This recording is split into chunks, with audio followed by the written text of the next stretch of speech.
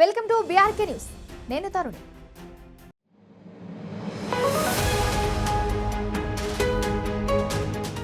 ముంబై నుంచి దుబాయ్కి 2 గంటల్లో వెళ్లే వీలుంటే ఎలా ఉంటుంది? ఊహించుకోవడానికి చాలా బాగుంది కదా. త్వరలోనే ఈ ఊహ నిజమై అవకాశాలు కనిపిస్తున్నాయి. ఎందుకంటే ముంబై నుంచి దుబాయ్కి హై స్పీడ్ ట్రైన్ ప్రాజెక్టు సిద్ధమవుతుంది. అదెలా కుదురుతుంది? ఈ రెండు నగరాల మధ్య భూమార్గం లేదు కదా, మధ్యలో అరేబియా సముద్రం ఉంది కదా అన్న డౌట్ వచ్చిందా? మీరు సరిగ్గానే ఆలోచించారు. భూమార్గం లేకపోయినప్పటికీ రైలు ప్రాజెక్టులను సిద్ధం చేస్తున్నారు. ఈ రైలు నీటి అడుగున అంటే అరేబియా సముద్రం లోపల నుంచి ప్రయాణిస్తుంది. అంటే under water high speed train అన్నమాట.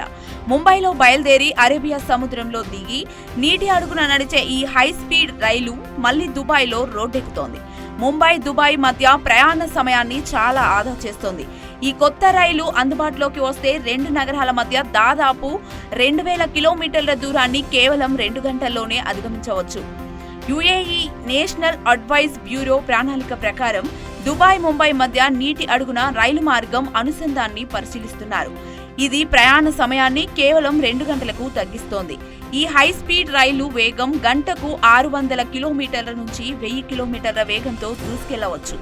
గంటకు 1000 కిలోమీటర్ల వేగంతో వెళితేనే ముంబై దుబాయ్ మధ్య ఉన్న దాదాపు 2000 కిలోమీటర్ల దూరాన్ని 2 గంటల్లో చేరుతుంది.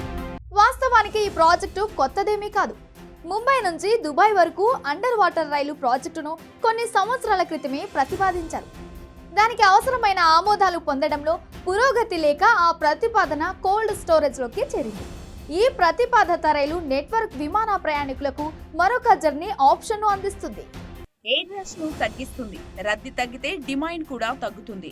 ఆటోమేటిక్ గా టికెట్ ధరలు తగ్గే అవకాశం కూడా ఉంది. మరోవైపు ఇది ఇండియా దుబాయ్ మధ్య ముడి చమురు వస్తువుల రవాణాను మరింత సులభంగా మారుస్తుంది.